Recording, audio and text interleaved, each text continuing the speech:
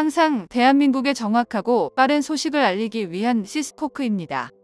구독과 좋아요는 영상 제작에 큰 힘이 됩니다.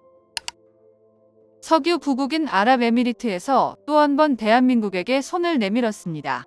바로 다목적 군용수송기 개발 사업을 아랍에미리트와 한국이 손잡고 본격적으로 추진하게 되었습니다. 아랍에미리트와는 그동안 알게 모르게 협력 관계를 많이 맺어왔었는데요. 오늘은 아랍에미리트와의 군사적 협력과 함께 개발되는 군용 수송기에 대해 알아보겠습니다. 최근 지구촌에 오직 독자적인 방위무기 산업을 가진 첨단 기술을 보유한 국가만 살아남을 수 있게 되었습니다. 전 세계적으로 크고 작은 전쟁이 연속적으로 발발하자 한국산 무기 도입 열풍이 크게 불고 있습니다. 막대한 오일머니를 가진 중동의 한 국가인 아랍에미리트도 예외는 아닌데요. 카이에 따르면 지난해 아랍에미리트를 방문한 대통령이 양국 간의 수송기 공동 개발을 위한 양해각서를 서명한 이후 올해부터 관련 제도가 마무리되고 본격적인 개발이 시작되었습니다. 우리나라는 2011년부터 아랍에미리트의 아크 부대를 파병해 특수부대 훈련을 지도했고 2018년부터 군사적으로 특별 전략적 동반자 관계를 맺는 등 신뢰를 쌓아왔는데요. 게다가 아랍에미리트는 2년 전 천궁투 대공방어미사일 체계를 4조 원에 도입하였고 비밀리에 K-239 천무 다연장 로켓을 도입해 실전에서 운용하는 것으로 알려졌습니다. 또한 LSM과 천궁3 등 차세대 무기 개발에 개발비를 납부하고 있는 아랍에미리트에게 우리 정부가 군용수송기 협력 관계를 제안했는데요. 타이와 우리 정부가 군용수송기를 자체 개발하려는 이유가 있는데 바로 항공산업을 유지하기 위함입니다. 유럽이나 미국처럼 항공산업처럼 자체적인 개발과 생산 연구 등 핵심 기술을 지속해 활성화시켜 국가 핵심 산업으로 지속시키고 미래 먹거리로 발전하기 위함인데요.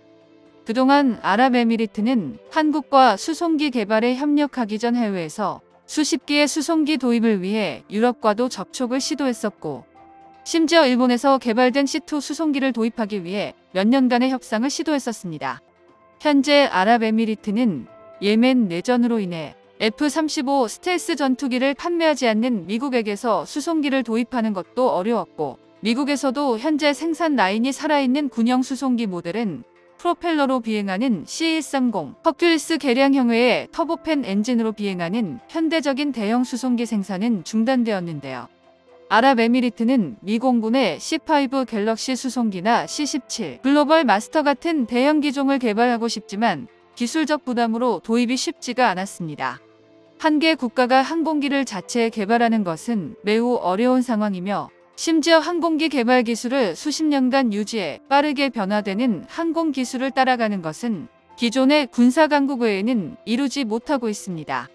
미국이나 러시아에서 수입하던 전투기를 자체 개발하기 위해 이스라엘과 아르헨티나, 캐나다, 이집트 등 일부 국가들이 전투기 개발에 뛰어들어 전투기를 완성하기도 했었지만 현재는 항공기를 자체 개발하지도 못할 정도로 기술력이 도태되거나 소실되었는데요. 그나마 이스라엘은 전투기 완제품을 개발하지는 못하지만 다양한 항공기 개조 사업들을 자체적으로 진행할 수 있기에 아직 첨단 항공 기술을 가지고 있는 국가로 분류되고 있습니다. 현재 대만은 경국호 전투기를 자체 개발했었으나 후속 개발이 없었기에 항공 기술을 유지하지 못해 사라졌고 최근 중국의 위협으로 인해 전쟁 위협이 높아지고 있음에도 자체적인 전투기 개발에는 어려움을 겪고 있습니다. 하지만 대한민국은 30년 이상 항공기 설계 기술을 유지하고 있으며 T-50 훈련기 개발 사업에서부터 항공기 개발이 본격 시작되었습니다.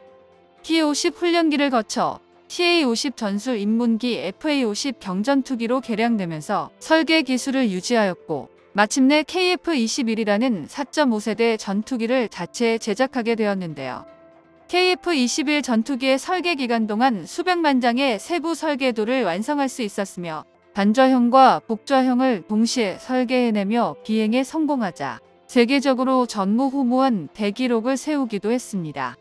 또한 극한의 환경에서도 비행이 가능한지를 시험하면서 세부적으로 들어가는 문제점을 설계를 반영해 개선할 수 있는 수준까지 설계자들의 능력이 상승했고 현재는 미국과 유럽의 개발자 및 설계자들의 설계 능력을 보유하고 있다는 평가를 받고 있는데요. 특히 KF-21 전투기가 올해부터 본격적인 양산에 들어갈 계획이라 고강도 비행 시 발생되는 다양한 학력으로 인해 전투기의 기체 구조를 변경해야 할 경우들이 발생될 수 있어 자체 설계 인력을 확보하는 것이 얼마나 큰 이력을 발휘하는지를 알 수 있습니다. 일례로 미국 훈련기 도입 사업이 보잉사가 FA-50을 제치기 위해 개발한 레드호크 훈련기는 고각 비행 시 기체가 불안정해지고 추락까지 이어질 수 있는 현상이 발견되었고 소프트웨어적으로 받음각을 제한하면서 임시 처방하고 있으나 추후 실전에 배치되면 심각한 문제가 발생할 수 있는데요.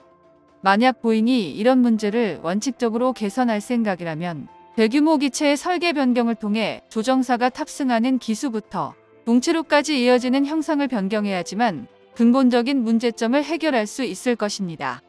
아랍에미리트가 한국과 함께 항공기술적 협력을 기하는 데는 KF-21 전투기의 영향이 매우 큰데요. 아랍에미리트는 2015년부터 시작된 예멘 반군 소탄 작전에서 최전방의 물자 병력을 공급하는 데 필요한 대형 군용 수송기에 대한 필요성이 높아지고 있습니다. 사우디와 아랍에미리트가 연합군을 꾸려 예멘 반군과 전쟁을 아직도 진행하고 있지만 후티 반군의 군세가 일반 정규군처럼 잘 훈련되어 있고 이란에서 탄도미사일과 자폭 드론까지 지원받자 군사력이 비약적으로 증가해 오히려 전쟁을 끝내지 못하고 밀리고 있는 상황인데요. 그렇기에 사우디나 아랍에미리트가 미국을 통해 막대한 무기를 도입해 군사력을 강화하는 게 아닌 자체적인 개발 역량을 키워야만 한다는 점을 뼈저리게 느끼고 있고 이스라엘과 하마스 전쟁 이후 빠르게 바뀌는 중동의 패권 지도에서 국가를 유지하기 위해서는 기존에 계획했던 무기 개발 사업을 빠르게 진행하는 것이 필요합니다. 아랍에미리트는 한국이 수송기 도입에 브라질을 선정했다는 점도 공동개발 협력의 성공을 높일 수 있다고 생각하고 있는데요. 하지만 아랍에미리트가 2년간의 탐색 개발을 마무리하고 한국과 공동 개발하는 데에는 결정적인 이유가 있습니다.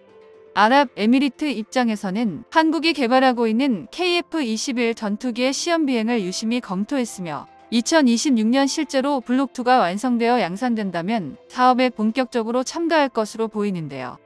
사실 아랍에미리트에서는 군용 수송기 사업을 한국이 시작한다고 했을 때 전투기에서 바로 대형 항공기 개발은 무리라고 판단했었습니다.